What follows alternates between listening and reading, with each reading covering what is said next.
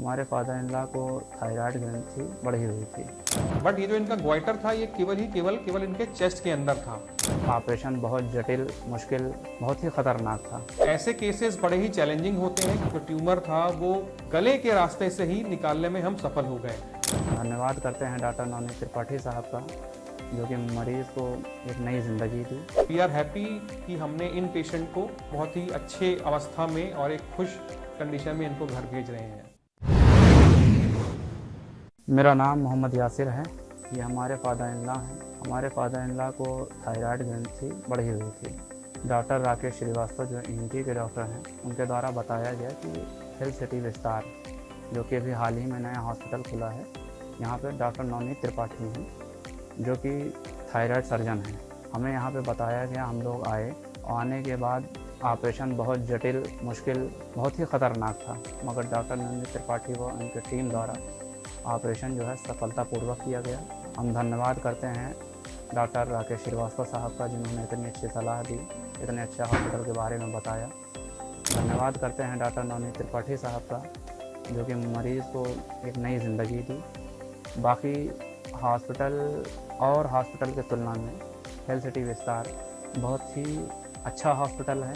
पैसे के मामले में, सफाई के मामले में, स्टाफ के मामले में, जो इनकी सुविधाएं हैं बहुत ही अच्छी रही हैं। मेरा खुद का अपना अनुभव यहाँ का बहुत अच्छा रहा है। मरीज़ हमारा जो है बिल्कुल भी ठीक है और हम सभी बहुत खुश हैं। धन्यवाद करते हैं एक बार फिर से टीम हेल्थ सिटी विस्तार और डॉक्टर नवनीत त्रिपाठी साहब। नमस्कार। तो ये पेशेंट हमारे पास एक हमारे फिजिशियन फ्रेंड ने हमको रेफ़र किया था और इनकी चीफ कंप्लेंट थी इनकी आवाज़ में चेंज होना और सांस फूलना।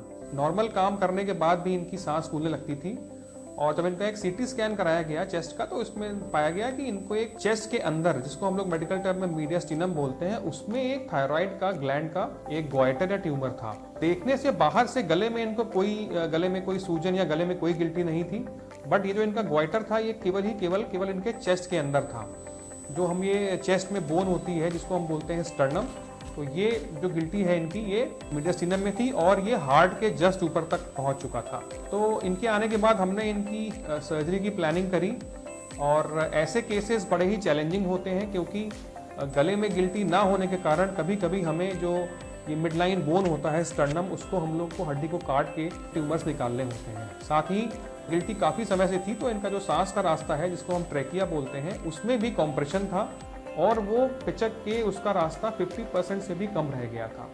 तो सारी ही चीज़ों को पेशेंट को एक्सप्लेन करके, सारे कंसल्टेंट्स को दिखा के, प्री एनेस्थीसिया चेकअप करा के हमने इनकी सर्जरी प्लान करी। सर्जरी एक लंबी सर्जरी थी और इसमें हमारे जो एनेस्थेटिस्ट हैं उनका बड़ा इंपॉर्टेंट रोल होता है, क्योंकि ऐसे केसेस में एनेस्थीसिया देना भी एक बहुत ही स्किलफुल काम होता है। उन्होंने अपने काम को बड़े अच्छे से निभाया और हमने इनका जो ट्यूमर था वो गले के रास्ते से ही निकालने में हम सफल हो गए। क्योंकि अगर ट्यूमर ज़्यादा अंदर होता है तो आपको हड्डी काटनी होती है, तो वो बिना हड्डी काटे हमने इनका ट्यूमर केवल गले से ही निकाला। बीच की स्टर्नोटमी नहीं करनी पड़ी। साथ ही साथ जब ट्रैकियोमलेशिया होता है तो वो हमें ट्रैकियोस्टमी करने का भी अंदेशा होता है, तो इनकी ट्रैकियोस्टमी से भी हम बच पाए। और ये सर्जरी एक दिन ये आईसीयू में रहे और एक हफ्ते बाद हम इनको यहाँ से डिस्चार्ज कर रहे हैं।